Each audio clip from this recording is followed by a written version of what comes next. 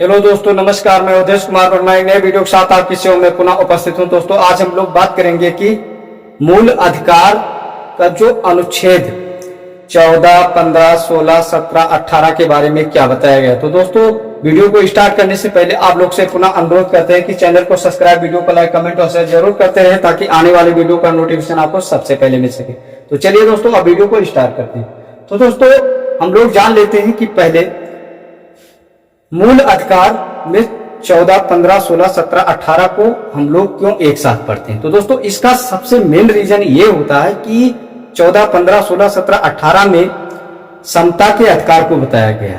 क्या बताया गया है कि विधि के समक्ष सभी एक समान है और सभी को एक समान संरक्षण प्रदान किया गया है, इसी के बारे में बताया गया। इसीलिए 14, 15, 16, 17, 18 को हम लोग एक साथ पढ़ते हैं। तो चलिए दोस्तों, अब हम लोग देखते हैं कि अनुच्छेद 14 से 18 के बीच अर्थात समता या समानता का अधिकार क्या है।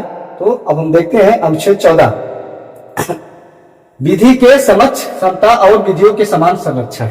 क्या कह रहा है कि विधि के समक्ष समता का अर्थ क्या होता है कि विधि के नजर में क्या होता है कि विधि के नजर में सभी लोग क्या हैं, एक समान है। विधि के नजर में सभी लोग एक समान है। विधि किसी के साथ किसी भी प्रकार का भेदभाव नहीं करती। क्या कह रहा है कि विधि किसी के साथ किसी भी प्रकार का भेदभाव नहीं करती है। अर्थात मान लिया जाए कि दो लोग चोरी करके आए हैं, तो ये उनके खिलाफ साक्ष्य भी मिलता है कि हाँ, इन्होंने चोरी की है।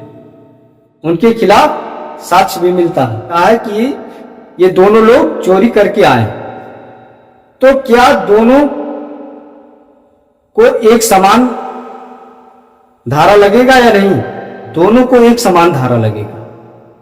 दोनों के साथ एक समान व्यवहार किया जाएगा, दोनों को एक समान सजा दिया जाएगा।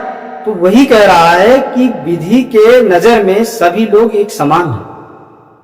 अगर छोड़ा जाएगा, न साक्ष्य न मिलने के उपरांत छोड़ा जाता है, तो सभी को छोड़ा जाएगा और नहीं तो नहीं छोड़ा जाएगा। अब मान लिया जाए कि जैसे सरकार ने बोल दिया कि जो लड़के बीए में एडमिशन कराते हैं उनको मोबाइल दिया जाएगा, तो सभी को दिया जाएगा, चाहे वो किसी भी धर्म से हो, किसी भी जाति से हो, स्त्री हो, कोई भी लिंग हो, लड़का हो या लड़की हो, सबको दिया जाएगा। सरकार का कहना है कि अगर जो लड़का बीए में नाम लिखाएगा उसको दिया जाएगा, तो सभी को दिया जाएगा, चाहे वो हिंदू हो, मुस्लिम हो, कोई भी जात हो, सरकार सभी को मोबाइल देगी।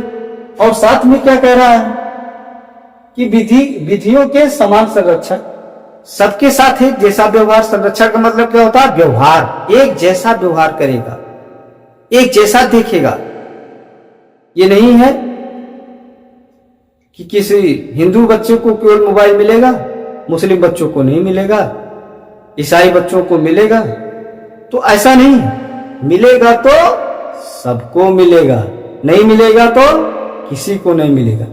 या तो परसेंटेज के हिसाब पे मिल सकता है कि जो इतने बच्चे, इससे ज्यादा रैंक या नंबर लाने वाले बच्चों को मिलेगा, ये हो सकता है, लेकिन धर्म के नाम पे, जात के नाम पे नहीं हो सकता। तो वही कह रहा है कि विधि के नजर में सभी लोग, जाति, धर्म, लिंग, सब एक समान है।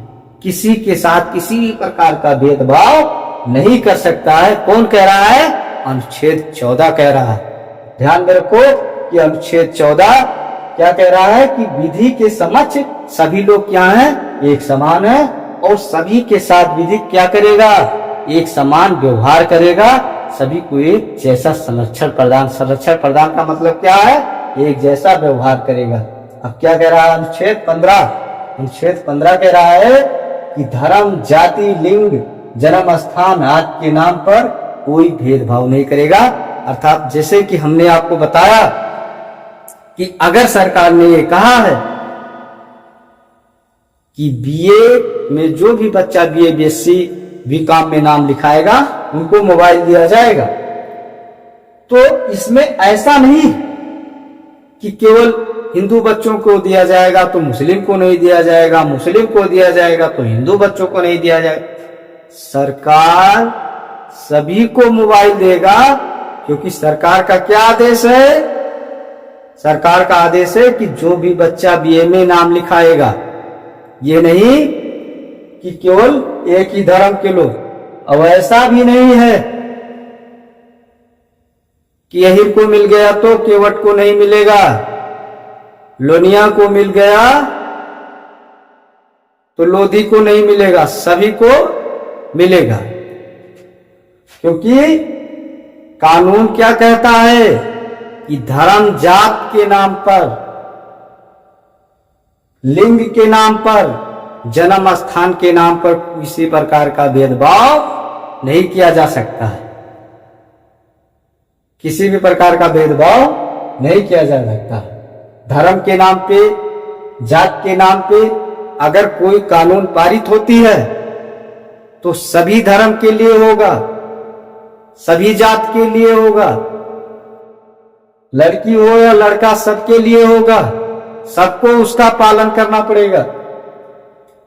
वो कहीं भी जन्म लिया हो, ऐसा नहीं है कि अगर कोई लड़का मुंबई में जन्म ले लिया है और कानून पारित हो गया है कि अगर चोरी करोगे तो उम्र कैद सजा होगी, तो मुंबई वालों का ऐसा नहीं होगा कि उनको उम्र कैद नहीं होगा। अगर मुंबई के निवास स्थान वाले अगर चोरी करते हैं तो उनको भी उम्र कैद हो। अगर कानून पारित कर दिया जाता है कि एक्सीडेंट करने वालों का हाथ काट लिया जाएगा, तो पूरे भारत में ये कानून लागू होगा, चाहे वो किसी भी धर्म का हो, किसी भी जात का हो, स्त्री हो या पुरुष हो, या उसका जन्म स्थान कहीं का हो, पूरे भारत में से उसका जन्म स्थान कहीं का हो। तो अगर ऐसा कानून पारित होता है तो उसके साथ भी वही भेदभाव होगा, अन्यथा किसी के साथ किसी भी प्रकार का भेदभाव नहीं होगा। मतलब कानून के नजर में सभी लोग एक समान हैं, तो सभी को एक जैसा न्याय मिलेगा, चाहे वो कहीं का भी रहने वाला हो, किसी भी धर्म का हो, किसी भी जाति का हो, चाहे स्त्री हो या पुरुष हो, सभी को एक जैसा न्याय मिलेगा और सभी लोग कानून के नजर में एक समान। अब बोल रहा है अनुच्छेद 16, अनुच्छेद 16 बोल रहा है कि सरकारी नौकरी में समान अवसर या लोक सेवा में समान अवसर, चाहे वो किसी भी धर्म का हो, किसी भी जात का हो, किसी भी लिंग का हो, उसका जन्म स्थान कहीं पर भी हो, कहीं का हो, सभी को सरकारी नौकरी में समान अवसर प्रदान होगा। ऐसा नहीं है कि अगर कोई मुंबई में रहता है तो मास्टर की तैयारी नहीं कर सकता है, कोई दिल्ली में रहता है तो सिपाही की तैयारी नहीं कर सकता है। आप कहीं के भी हो, आप कोई भी तैयारी कर सकते हो, क्योंकि हम सब विधि के नजर में एक समान। आप किसी भी धर्म के हो, अगर कोई वैकेंसी निकलती है तो सभी के लिए निकलती है। बस ये ही कि आरक्षण की वजह से कुछ लोगों को ज्यादा मिल जाता है वैकेंसी, कुछ धर्म कुछ जाति को ज्यादा मिल जाता है, कुछ जाति को कम मिलता है। तो ये क्यों कम ज्यादा मिलता है? क्योंकि सभी को कानून के नजर में एक समान करना है। किसको? संविधान को, सभी को एक समान करना है। इसीलिए आज एक समान व्यवहार नहीं हो पा रहा है कि एक समान व्यवहार तभी हो पाएगा जब सब लोग कानून के नजर में एक समान हो जाएंगे, तभी एक समान व्यवहार हो पाएगा। इसीलिए आज के डेट में जब आरक्षण दिया जाता है तो उस आरक्षण को इसलिए दिया है कि सभी को विधि के नजर में एक समान किया जा सके, ताकि सब लोग विधि के नजर में एक समान हो सके और सभी के साथ एक जैसा व्यवहार किया जा सके। इसीलिए आरक्षण को अभी तक बरकरार किया गया। अभी तक सभी लोग एक समान नहीं हो पाए हैं। जिस दिन सभी लोग एक समान हो जाएंगे, आरक्षण को उसी दिन खत्म करके और सभी को एक समान अवसर मिलेगा। कहां पे? सरकारी नौकरी में या पढ़ने लिखने में, हर जगह सबको एक जैसा स्कॉलरशिप मिलेगा, एक जैसा।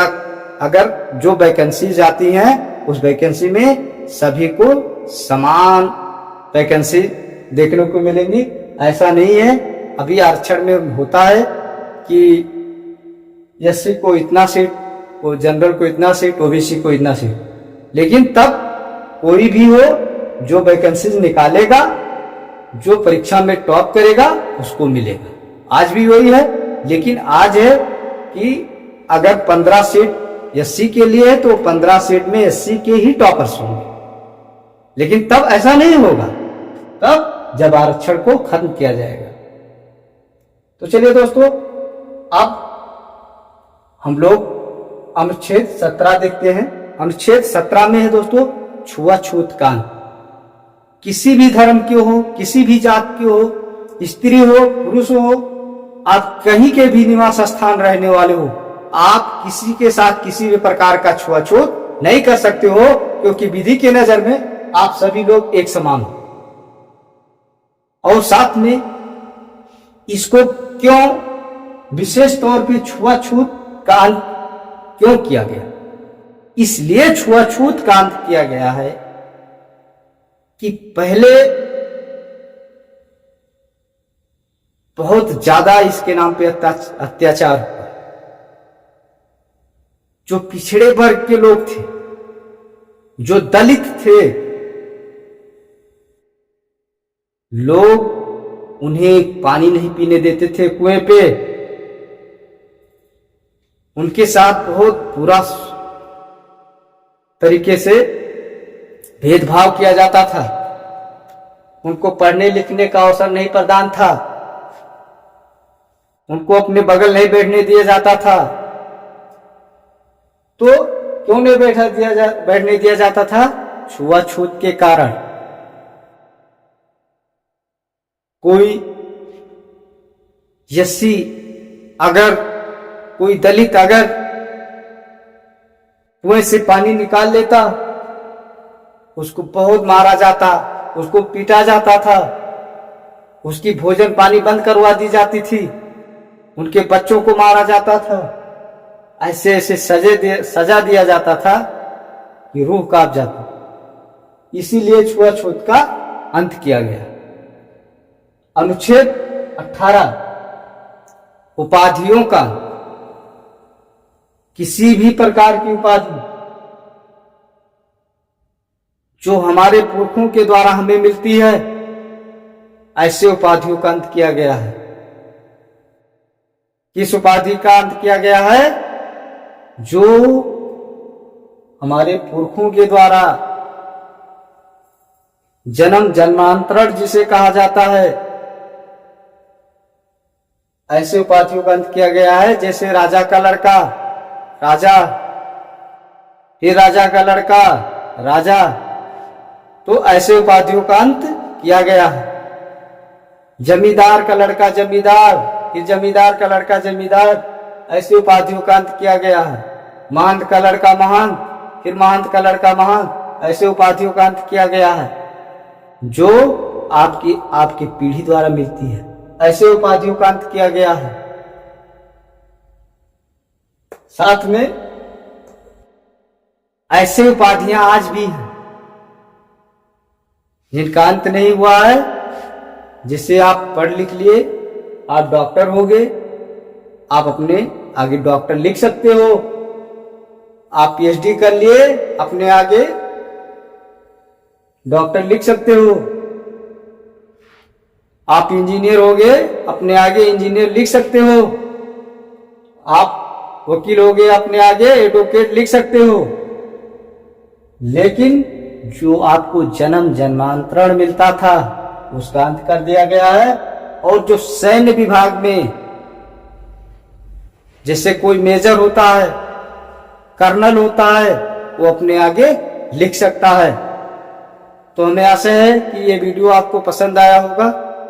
तो दोस्तों, ये वीडियो आपको पसंद आया हो तो चैनल को सब्सक्राइब, वीडियो को लाइक, कमेंट और शेयर जरूर करते रहें, ताकि आने वाले वीडियो का नोटिफिकेशन आपको सबसे पहले मिल सके। वंदे मातरम, जय हिंद। फिर मिलेंगे किसी नए वीडियो में, तब तक अपना ख्याल रखिएगा।